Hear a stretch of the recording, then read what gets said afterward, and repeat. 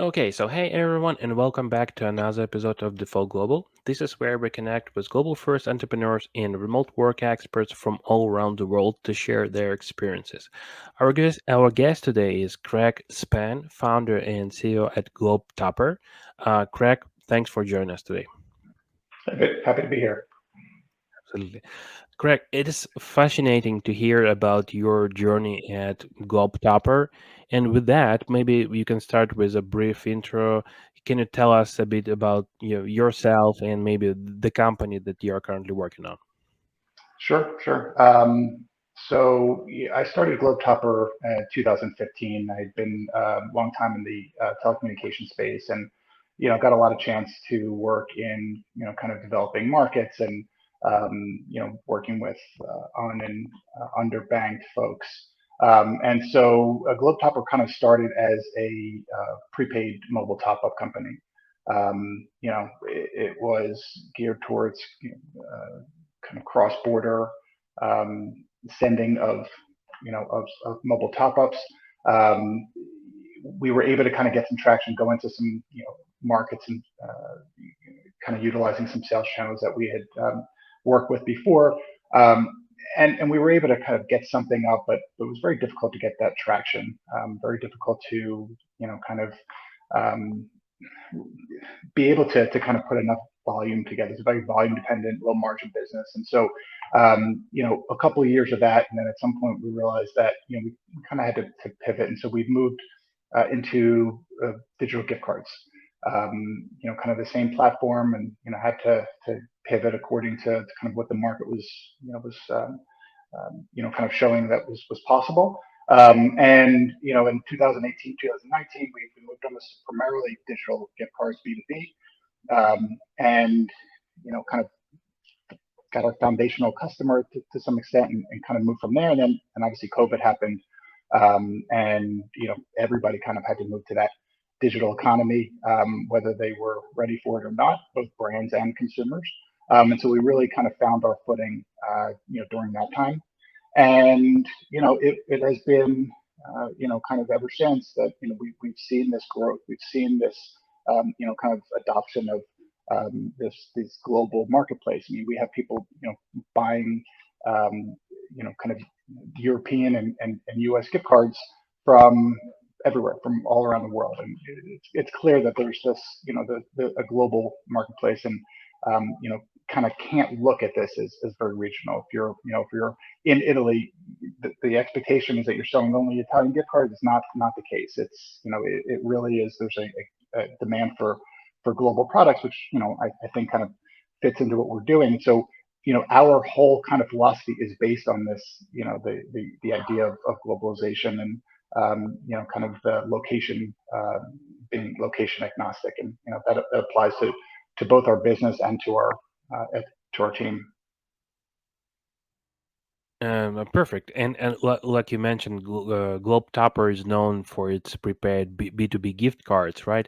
And let's go a bit deeper. Could you please explain how your company assists clients in dealing with the difficulties of handling multiple currencies and managing numerous balances in a worldwide market? Yeah, this is one of the things that we do. I mean, everything is API driven. We are connected to a variety of providers around the world, both with global catalogs and regional. What we're doing is we're basically taking whatever products and whatever kind of catalog and format and currencies, as you mentioned, and putting it into something very digestible for clients. One easy API. So what we're effectively doing is kind of giving this global access to this catalog, regardless of where people are, regardless of how they want to pay. Everybody pays us in USD. We also have opportunities to get paid in other currencies, but we try to keep it as easy as possible. One currency that will allow our clients and kind of to uh, continue that on to their users, the ability to kind of get any product from essentially any country out there. We have products in, I think at this point, like 55, 57 countries. And so we're looking at this in some way um, as kind of a global currency, right? So there's they have the ability to buy products and brands from every country using whatever currency that they choose to pay in. And I think that that kind of speaks to the what we were talking about of our philosophy is just making it easy to essentially give access to whatever people need, both from a geographic perspective and also people that may not have credit cards, may not have international credit cards. We're talking about un and underbanked folks. We want to give them the same kind of opportunities as as anybody else. So it is really all part of our overall company philosophy. And that's interesting. You mentioned that you accept different currencies, and I know that also GlobeTopper now accepts stable coins, right, as payment. So I'm Yeah, just curious, how has this helped your clients, and what are the benefits maybe of using digital currencies for global businesses? sure. Well, it is. We look at this as let's just say a client of ours is an e-commerce customer with a website. That's a 24 by 7 business, right? So people can come in, they can buy whatever time. Um, to me, being constricted by U.S. banking hours to be able to kind of fund your account from the client perspective doesn't make a ton of sense. What digital currencies do is effectively give our clients the opportunity to kind of top up their prepaid balance, which they're making orders from at any point, right? And that's kind of where I think that we need to be going with this. It's why do the banking hours in whatever country that you happen to be based in dictating the kind of the business that you can do. So it's flexibility in terms of the availability of funding and timing. And it also just makes it easier to be able to pay people in other countries. You have this one kind of unified currency. We're very limited in what we accept. We make sure that there's nothing, not dealing with anything too volatile. The idea is to make it easier, is not to become a cryptocurrency exchange. We're looking for a way to be able to kind of like level the playing field in terms of making payments. And so, this is, I think it's a value proposition. It's a value add certainly that we're providing. We have, trouble sometimes funding our providers, and we're trying to take that burden off of our clients by, essentially making it easier for them. Okay, and you mentioned that that currently you are covering like a couple thousands of countries, right? So, I'm just curious, how have you used your kind of knowledge of maybe cultural differences and customer needs around the world to increase your company's growth? Can you tell us a few words about that? Yeah, sure. I mean, we have, again, don't quote me on this, but it's somewhere between 55 and 60 countries at this point, and thousands of products. Um, and the way I guess the approach maybe it kind of helped to kind of give you the approach in terms of building this catalog. We built it with a foundation of kind of U.S. and European products, companies that maybe had an A to Z catalog.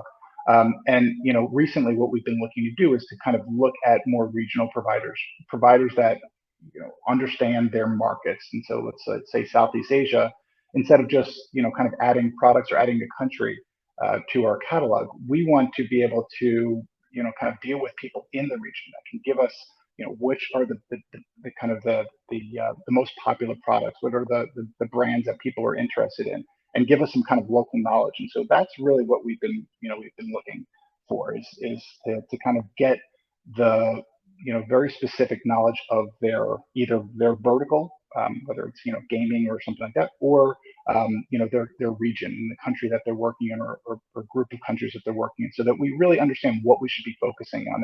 What do people in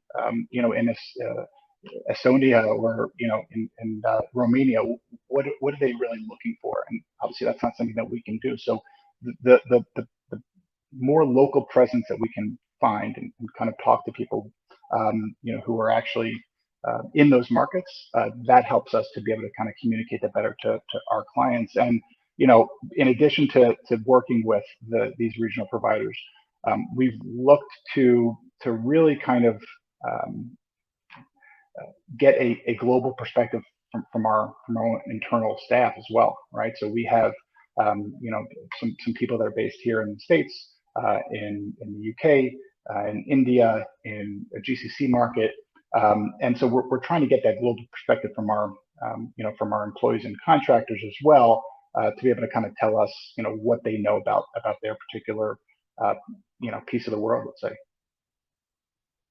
Yeah, so you mentioned like a couple countries like India, Estonia, Romania that are super different. I mean, from the U.S. market, from from my experience, I guess. So, with that, can you talk about the challenges and obstacles you faced while emerging into those markets that are very different from the U.S. market? What approaches or I don't know, some sources of information do you think will be important for success while you're kind of emerging to markets that are very different from your home, I guess. Yeah, yeah. I mean, we don't pretend to be experts, in these places before we go into a country, or really start to kind of expand our presence, I guess, from a product perspective.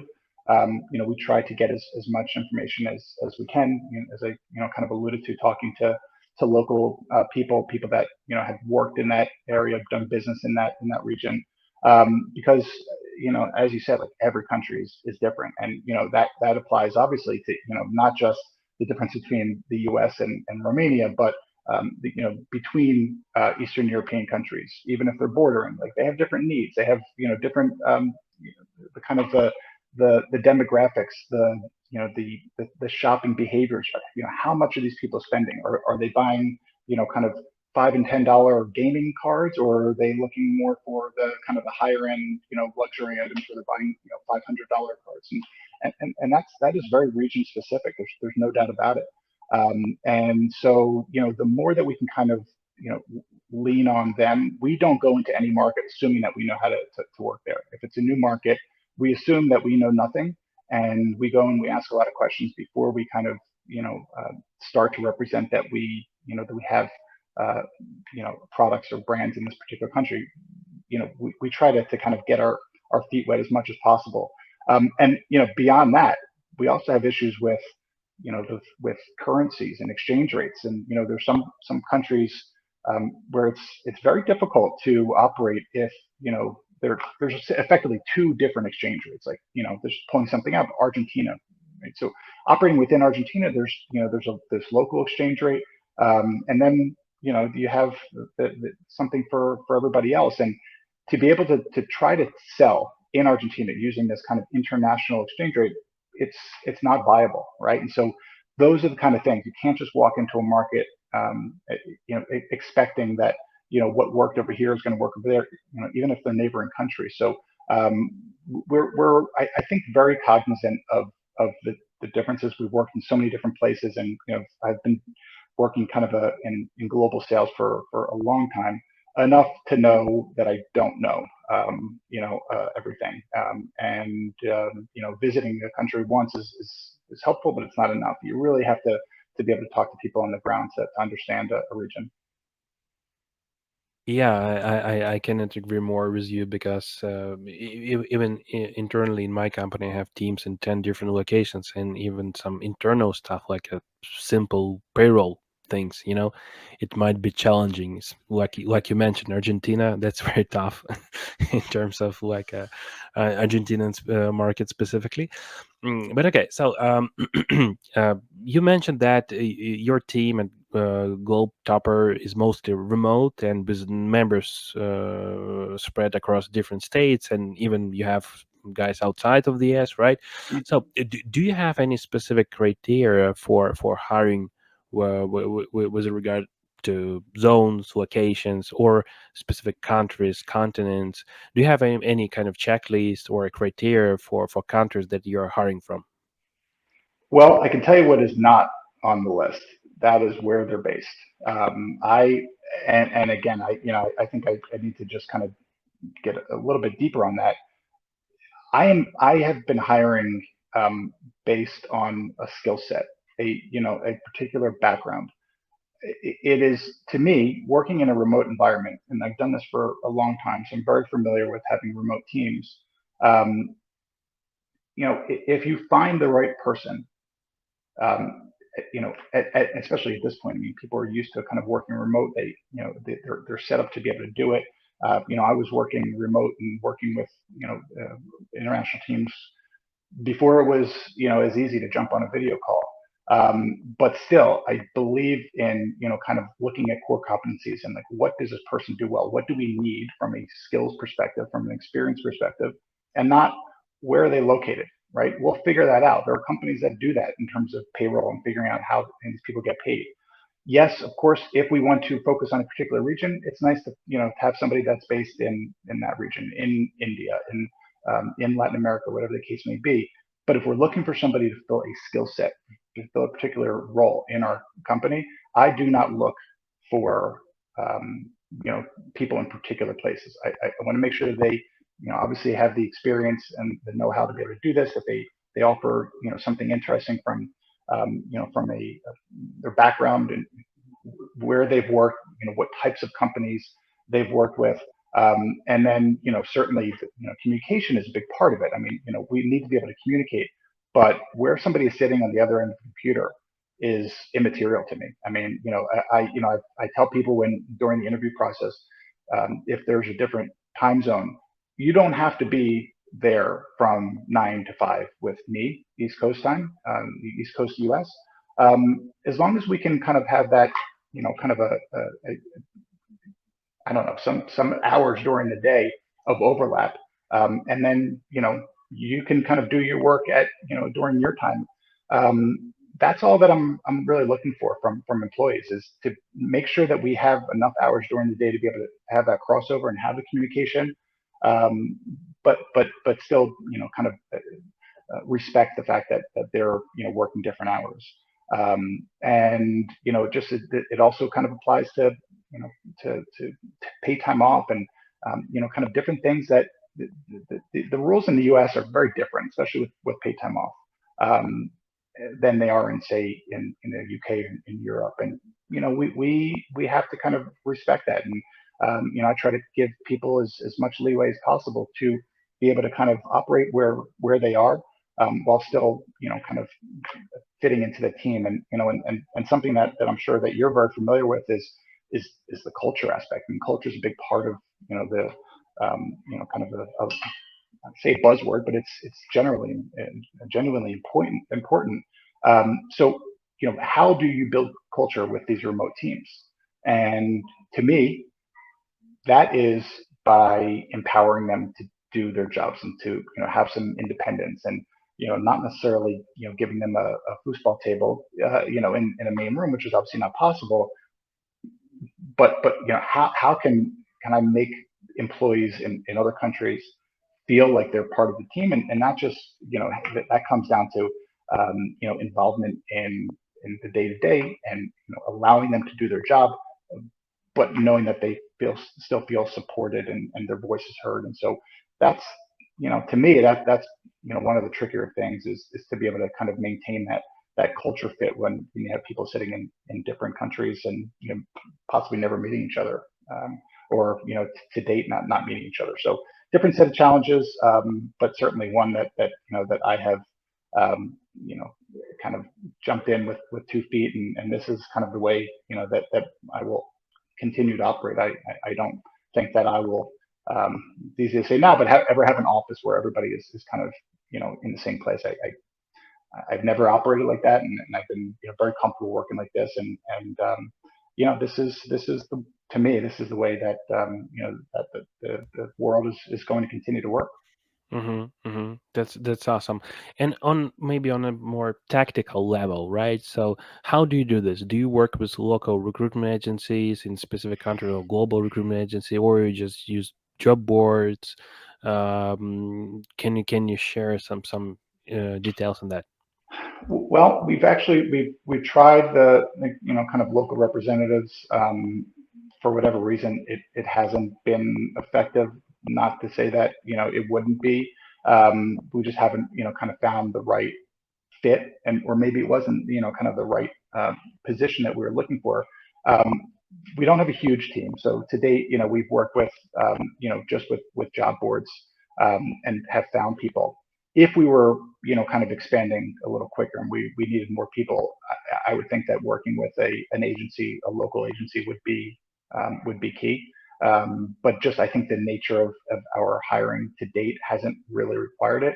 But at some point, if we're hiring multiple people, um, especially at kind of different levels, then yeah, I think that absolutely that's the way we would go. To some extent, we've been working with an agency in India that is effectively doing that. They're providing a number of different types of contractors for us. And so, I guess to some extent we are doing that with them. They, support and kind of data analysis and some integration help. It's all under the same roof, and they're all sourcing the candidates for. So that's really the only example to date that we've used. But I think as we grow, that will become a bigger part of the strategy. Mm-hmm. Got it. Got it.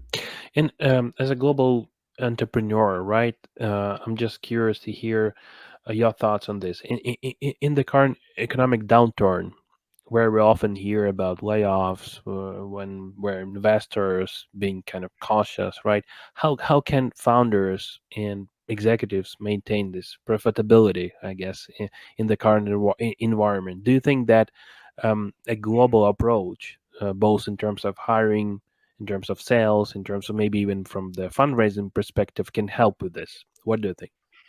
Yeah, I mean, I think you have to, when markets get tighter, I think you need to expand your reach, right? And so, if you're having trouble, kind of, you know, raising money or whatever the case may be in your particular region or part of the world, um, you have to look outside of that. You have to be able to, kind of consider everything that's out there, and uh, you know,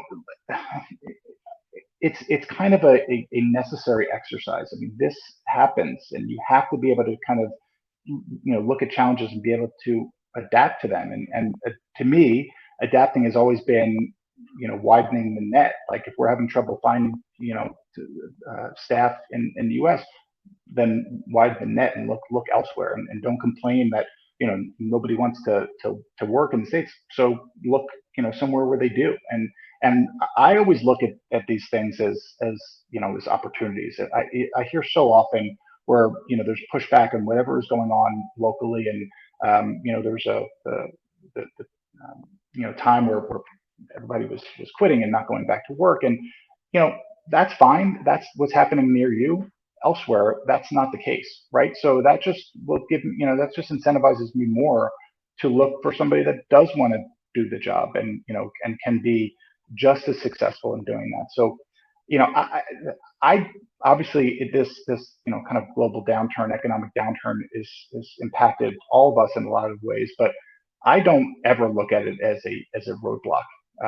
It's in the same way that COVID brought everybody inside their house. It doesn't mean a business slows down. You just move from a retail perspective, from this brick and mortar approach to the kind of online approach. And the restaurants that survived, for example, were the ones that figured out, like, how do we take this and let's build a takeout and delivery service, instead of just saying, oh my God, how are we going to survive, and kind of throwing up your hands. So I've always looked at these kinds of challenges as opportunities to maybe the fact that we're kind of a smaller and leaner and more flexible company, that we take advantage of that. And when some of these bigger companies maybe aren't as quick to adjust. So I always think that there's a solution somewhere out there, and just a matter of maybe looking in a different direction. And that's really the way to survive, I think. Yeah, and that's great. And talking about opportunities, right? Kind of looking ahead, I guess it was somewhere on your maybe previous interviews, or I saw this somewhere. You mentioned your plans to expand beyond gift cards and into areas such as digital bill pay, right, and healthcare vouchers, stuff like this. Yeah. So can you provide some insights into your vision for the future of GlobeTopper? Yeah, gift cards is really just one piece of this kind of prepaid digital um, kind of ecosystem.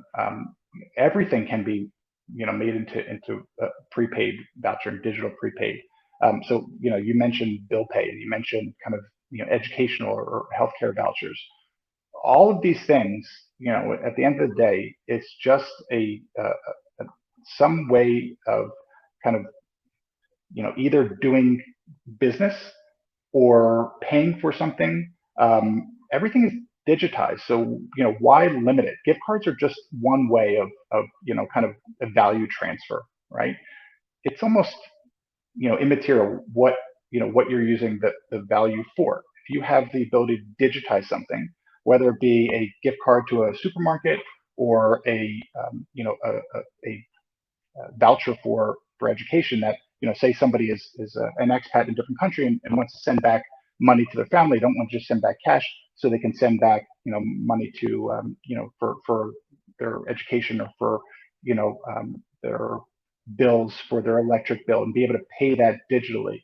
It's really at the end of the day, it doesn't really matter. Anything can be kind of transmitted, and kind of goes back to what we were talking about digital currency. I mean, it's really the same to me. It's another form of currency in my mind, and so that's what we're really looking to kind of continue to explore is how can we bring everything else that's out there, anything that you're paying for, why can't we kind of bring this into the offering and be able to have kind of a digital marketplace for a B2B marketplace where companies can come in and be able to kind of add to their existing revenue stream with any number of digital products from any number of countries, and companies that work that have kind of a global workforce, to be able to easily offer their employees things that are relevant to them in their countries, not just gift cards, but things like gym memberships or even what we're hopefully looking is to get even more local. But it's if we can find something at a